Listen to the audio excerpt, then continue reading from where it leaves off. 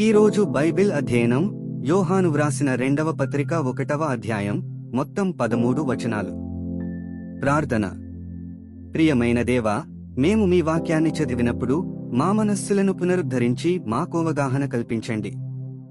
మీరు మా సమయాన్ని ఆశీర్వదించి మీకు దగ్గరగా రావడానికి మాకు సహాయం చేయండి.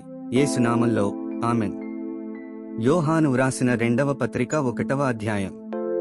పెద్దనైన నేను ఏర్పరచబడినదైన అమ్మగారికిని ఆమె పిల్లలకును శుభమని చెప్పి వ్రాయినది.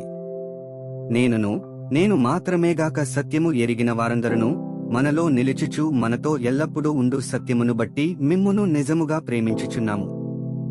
సత్యప్రేమలు మన యందుండగా తండ్రి అయిన దేవుని యొద్ద నుండియు తండ్రి యొక్క కుమారుడగు యేసుక్రీస్తునొద్ద నుండియు కృపయు కనికరమును సమాధానమును మనకు తోడగును. తండ్రి వలన మనము ఆజ్ఞను పొందిన ప్రకారము నీ పిల్లలలో కొందరు సత్యమును అనుసరించి నడుచుచుండుట కనుగొని బహుగా సంతోషించుచున్నాను. కాగా అమ్మా, క్రొత్త ఆజ్ఞ నీకు వ్రాసినట్టు కాదుగాని మొదట నుండి మనకు కలిగిన ఆజ్ఞనే వ్రాయిచు మనము ఒకరినొకరము ప్రేమింపవలెనని నిన్ను వేడుకొనుచున్నాను. మనమాయన ఆజ్ఞల ప్రకారము నడుచుటయే ప్రేమ. మీరు మొదట నుండి వినిన ప్రకారము ప్రేమలో నడుచుకొనవలెను అనునదియే ఆ ఆజ్ఞ. యేసుక్రీస్తు శరీరధారియే వచ్చనని ఒప్పుకొనని వంచకులు అనేకులు లోకములో బయలుదేరియున్నారు. అట్టివాడే వంచకుడును క్రీస్తు విరోధియునైయున్నాడు.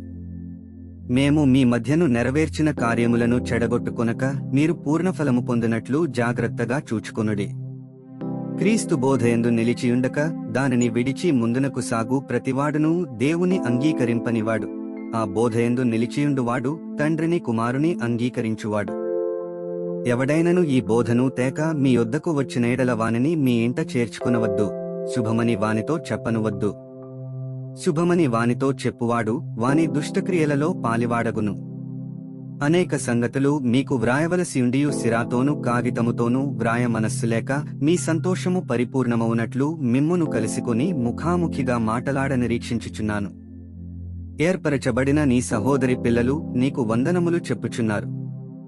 13 వచనాలు చదివియున్నాము. ముగింపు ప్రార్థన.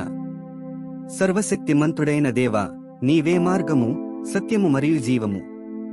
చదివిన వాక్యాన్ని మీ కృప ద్వారా మా హృదయాలలో ఉంచుకుని మా జీవితంలో అన్వయించుకోవడానికి మాకు సహాయం చేయండి. ఆమెన్.